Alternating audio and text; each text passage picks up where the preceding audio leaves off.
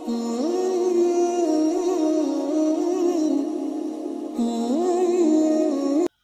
اللہ الرحمن الرحیم۔ آج کا ہمارا موضوع جو ہے وہ بادشاہ وقت خلیفہ ہارون کے بیٹے کے بارے میں ہے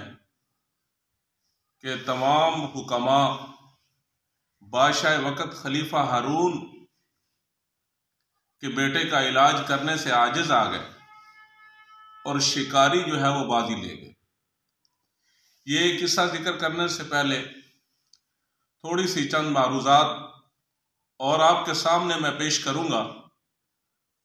وہ یہ ہے میرے بھائیوں، یہ دنیا دارالعمل ہے اور آخرت جو ہے وہ دارالجزا ہے۔ دنیا کے اندر رہ کے ہم نے عمل کرنا ہے اور آخرت کے اندر اس کا بدلہ ہے۔ اور بات سمجھانے کے لیے ایک چھوٹی سی مثال دیتا ہوں تاکہ بات اچھے طریقے سے سمجھ آ جائے۔ مثال یہ ہے کہ یہ دنیا دارالعمل اور آخرت دارالجزا، اس کا کیا مطلب ہے؟ میرے بھائیوں، کل قیامت والے دن جب گناہگار لوگوں کے حق میں جہنم کا فیصلہ دیا جائے گا کہ ان کو جہنم میں بھیج دیا جائے، اور ایک فرشتہ ان لوگوں کو لے کر جائے گا جہنم کا جو فرشتہ ہے مالک اس کے حوالے کرنے کے لیے کہ ان کے اوپر عذاب مسلط کیا جائے، اور جب ان کے حوالے کرنے کے لیے مالک فرشتے کے حوالے کرنے کے لیے وہ جائے گا تو اس وقت وہ گناہگار لوگ مالک فرشتے سے یہ بات کہیں گے کہ ہمیں 2 رکعت نماز نفل پڑھنے کی اجازت دے دی۔ وہ 2 رکعت نماز نفل پڑھنے کی اجازت دے گا۔ وہ 2 رکعت نماز نفل پڑھیں گے اور نفل پڑھ کے اللہ سے معافی مانگیں گے، توبہ کریں گے کہ یا اللہ ہمیں معاف کر دے۔ اتنا روئیں گے کہ پانی کے آنسو اس قدر نکلیں گے کہ ان کے چہرے کے اوپر نشانات پڑ جائیں گے، نالیاں بن جائیں گی، حتیٰ کہ پانی کے آنسو ختم ہو جائیں گے، خون کے آنسو آنا شروع ہو جائیں گے، پھر خون کے آنسو بھی ختم ہو جائیں گے، لیکن پھر بھی اللہ ان کی معافی کو، ان کی توبہ کو قبول نہیں فرمائیں گے، ان کی معافی رد کر دی جائے گی، اس لیے کہ وہ آخرت جو ہے وہ دارالجزا ہے اور انہوں نے وہاں جا کے عمل شروع کر دیا، تو اس لیے ان کی معافی کو رد کیا جائے۔ اور دنیا جو ہے یہ دارالعمل ہے، یہاں آدمی سے گناہ ہو جائے اور اللہ سے معافی مانگنے لگے اور روئے، رونا نہ آئے، دل اتنا سخت ہو جائے کہ اللہ کے سامنے رونا نہیں آ رہا، علماء نے لکھا ہے کہ صرف رونے جیسی شکل بنا کے اللہ سے معافی مانگے، یا اللہ مجھے معاف کر دے، اللہ رونے جیسی شکل پہ اپنے بندے کو معاف فرما دے۔ تو میرے بھائیوں، یہ دنیا کے اندر معافی والا عمل کتنا آسان ہے اور آخرت کے اندر جو ہے وہ کتنا مشکل ہے۔ تو اس لیے فرمایا کہ یہ دنیا دارالعمل ہے اور آخرت جو ہے وہ دارالجزا ہے۔ تو یہ چند روزہ زندگی ہمیں چاہیے کہ ہم نبی علیہ السلام کے طریقوں کے مطابق گزاریں تاکہ دنیا کے اندر بھی کامیاب ہو جائیں اور آخرت کے اندر بھی کامیاب ہو جائیں۔ اور آپ علیہ السلام نے فرمایا کہ میں اس شخص کو جنت کی ضمانت دیتا ہوں جو مجھے 2 چیزوں کی ضمانت دے۔ میرے بھائیوں، آپ حضرات کے سامنے مفہوم عرض کر رہا ہوں، وہ 2 چیزیں کون سی ہیں؟